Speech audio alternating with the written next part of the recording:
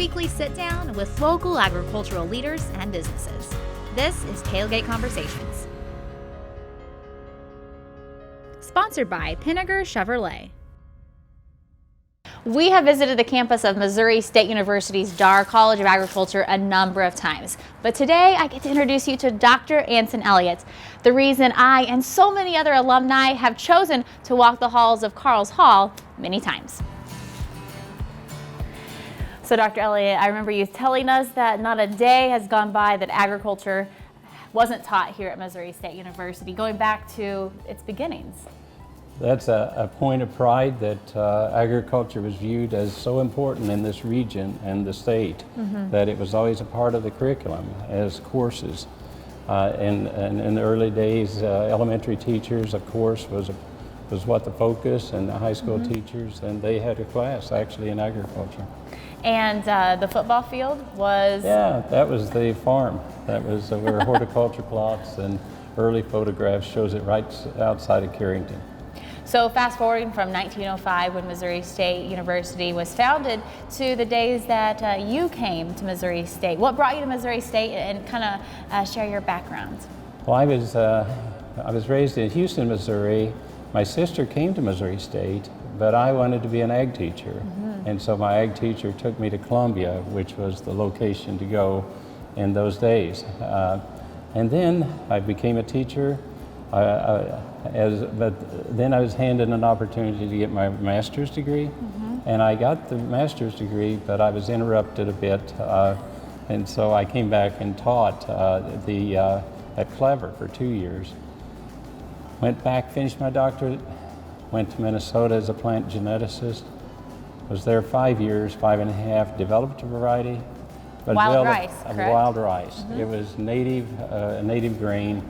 So important, so interesting, but I also developed a terrible allergy, and they told me I had to quit, or the doctors did. They wanted me to stay, but I said, no, I know a place that I'd like to go.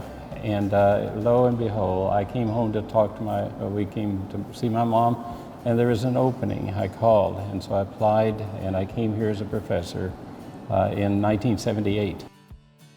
I remember I sent you an email my junior or senior year of high school, and I was preparing for my prepared public speaking speech in FFA, and I asked you about students and your philosophy back then. And I remember you said that college was not about collecting that 125 hours of college credit, that it was so much more. And you talked about creating a package for each student, but it was unique to that student.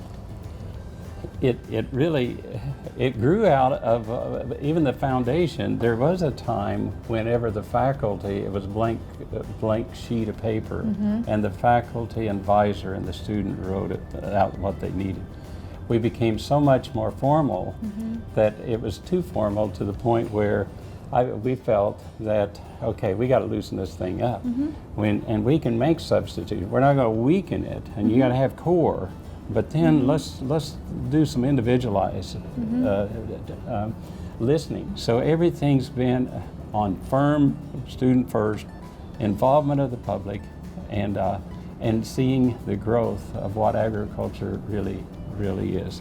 I've heard you say 100 times that your personal philosophy, and a philosophy that you have instilled with everyone here, is excellence with that care factor. And that care factor was beyond the true hardcore academic classes, but centered around leadership. And one of the classes that you instilled was a leadership class, and I remember taking that, and that's where I got to meet the Charlie Cruzes of the world, and the directors of agriculture, and put a face, and I got to they got to put a face to young leaders. And what was the philosophy then about creating that leadership course?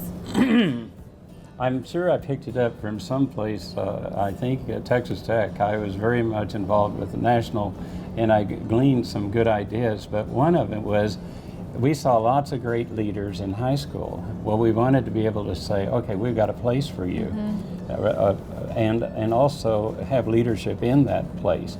So we started that, and not only was it a great way to bring students in, but then it gave me an excuse to bring the best leaders in the state in. And then they got to see our great students, and they went back all over the state saying, boy, these students are on fire. And so in a way,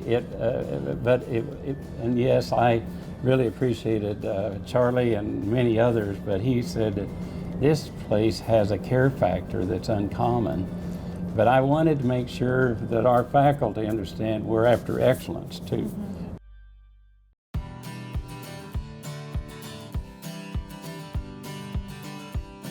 As we walk Jernigan Road here, Yeah. I look and we have the Bond Center, we have Pinnaker Arena, we have the Animal Lab just ahead of us, horses, and that's the current, and the past. But if we look over here, we have the site of the future, and that's the most recent contribution from the Darrs, and having an ag magnet school and a small animal training center that are coming soon. So summing all this up, you're now retired. Yeah. Finally, you tried to leave so many times and we kept pulling you back in. You're still truly committed, but what does all this mean or hasn't meant to you? Well, one other is, this is a demonstration where clean water right here, and there's in the Bond building, we have conferences from all aspects, but we bring in national groups, but we have clean water. We have, and we're capturing water here. So many different practices right here are shown. But yeah, of course, again, all of our presidents have been supportive. But to make things really happen along with them has been the need for our donors. And then also people like Roy Blunt, Senator Bond.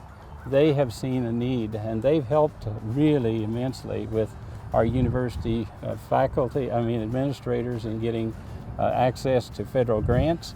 That has brought in many dollars to help out, to function, to develop students and research with students and the public. Everywhere you go, you run into former students, Yeah. and so many success stories. Any that you'd like to share? How could I do it? We had one in particular, Randy Mooney, was honored by the Missouri State as the outstanding alumni this last year.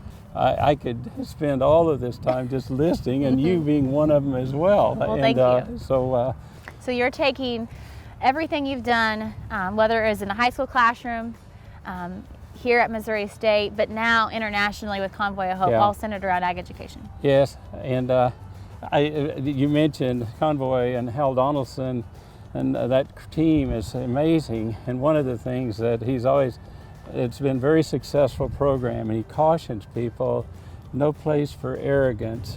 Arrogance puts a shield over blessings. It's quite a story.